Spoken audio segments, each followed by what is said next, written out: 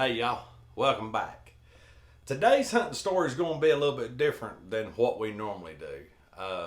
It's actually going to be a hunting story. We're not going to showcase an animal we've taken or one of the animals we've taken in the past. So, with that being said, every one of you out there that's ever hunted knows that you can go up and look at a mount or a skull or anything you've got on the wall, and you can look at that trophy of no matter what size it is. The trophy's an eye of the beholder.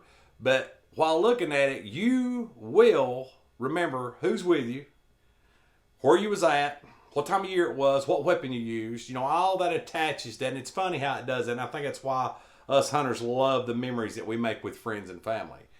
But there's also the memories of the times that you took kids. And I remember trying to get out of this house to go hunting, and my kids were younger and they wanted to go. So this story here is going to be the story of Garrett and the 4-point. Stay tuned.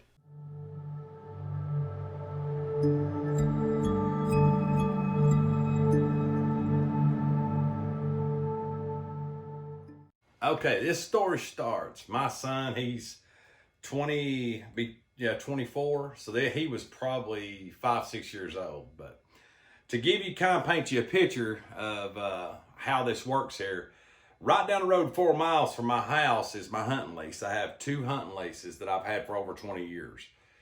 And, you know, one is close to the water and one's our family. So we got one we lease from somebody that's not kin to us, and then we got a family lease. So normally I would ride the 4-wheeler down to the lease. Well, back then our ambitions wasn't to kill super big deer, but, you know, it was just to get a buck in general. At that time, we could take 3 deer or 3 bucks in a hunting season. We had actually just about as many opportunities at bucks as we did does. But on this in particular hunt, it had been going for about a week. I'd come home from work, get in a 4-wheeler and sneak, get on the 4-wheeler, sneak down there and try to go down through the basement to ride away. And of course they'd be crying and, but it would bother me after I got home and my wife told me. But anyway, I broke down and my son was just dying to go with me. And he wore little glasses, had a bird cut hair. He was probably 6 or 7 years old. He wasn't very old. He's somewhere around 6 or 7. So on this day, I packed him his little backpack and we were heading out. And at that time, it's right when they legalized crossbows. I'd put the compound down and I'd bought a crossbow.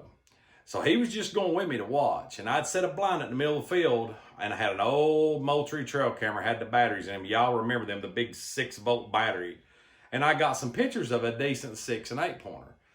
So we head out on the 4-wheeler and we ride down there, and I park at the gate. And we're walking back and he's talking loud. And I'm like, just hang on, let's be quiet. We got to get across this field. So as we're going across this field, the field is a big saddle. So it's surrounded by trees and a power line comes across. And it's surrounded by, it was just a saddle and it's surrounded by trees. There's one tree that we call the video set that's got a stand in it. That's right in the center of this field. These deer come in that food plot to eat. Well, I had set a doghouse blind up there and I had a chair in it.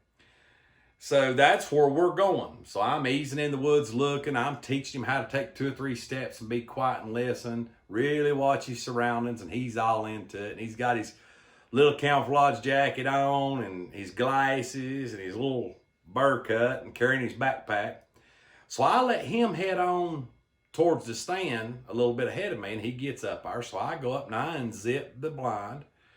And as I'm getting in the blind, my son says, his name's Garrett. Garrett goes, "Dad, there's 6-point standing right there." And I turned and looked, and out of the blind, 20 yards, stands this really nice 6-pointer.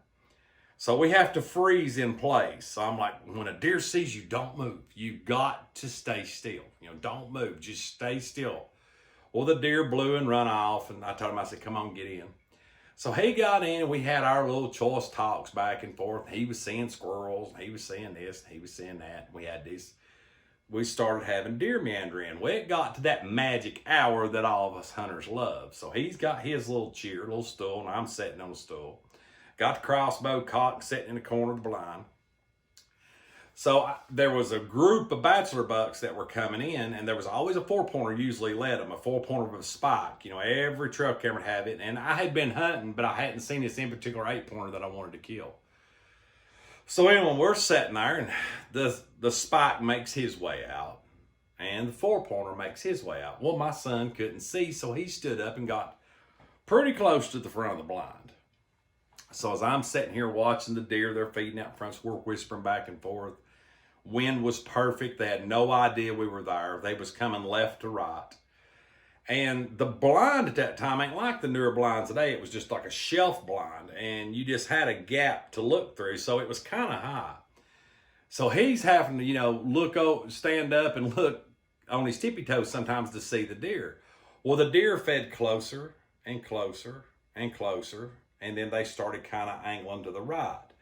Well, I happened to cut my eyes, and here comes that big 6.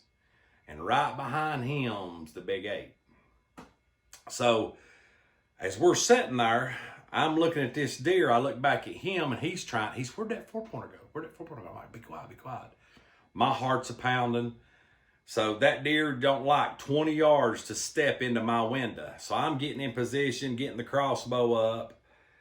And I shouldn't have took the safety off, but I'd already, bolt was in, I already took the safety off.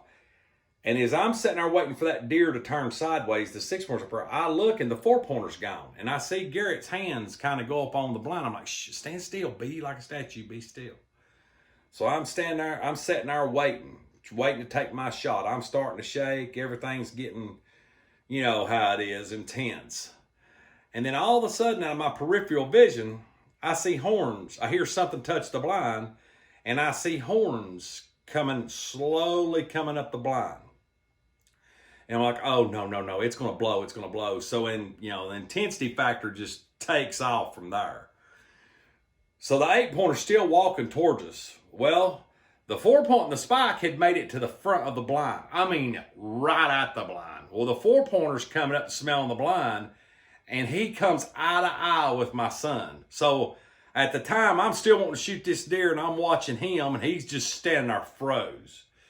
So I've got my crossbow up, and I tilted the crossbow back, and I was going to try to move him back. The deer breaks level, eye level right with Garrett. Garrett's standing there just like a statue, with them little glasses on. That deer keeps sticking his head in. Well, as he does, all the other deer stop because they can tell this deer's going to alert. He gets within probably an inch of Garrett's face, and I'm just fixing to get Garrett pulled back. I go to get a hold of my crossbow to put the safety off, and about the time I do that, at 2 inches from my son's nose, the deer blows. Just literally about blowed his glasses off. Well, when it does, it scared me so bad, I accidentally pulled the trigger and shot through the top of the blind. Of course, all the deer ran. I put the crossbow down, looked at my son, and he's still standing there, motionless, looking. And when he turned around, he had moisture and snot, whatever the deer blew him, was all over his glasses. I get his glasses off, clean him up. He starts laughing. And to me, now that he's grown, he don't hunt that much anymore. But now that he's grown and he's moved on, I look back on that. Of course, all the hunters, all the guys on the lease, they aggravated him after they heard the story, and they started nicknaming him 4-point. But we might not have got a deer that day, but I made a memory with my son that I'll never forget. So that is the story of Garrett and the deer that blew snot on him at 2 inches away. So that's Garrett and the 4-pointer. I hope you enjoyed this video.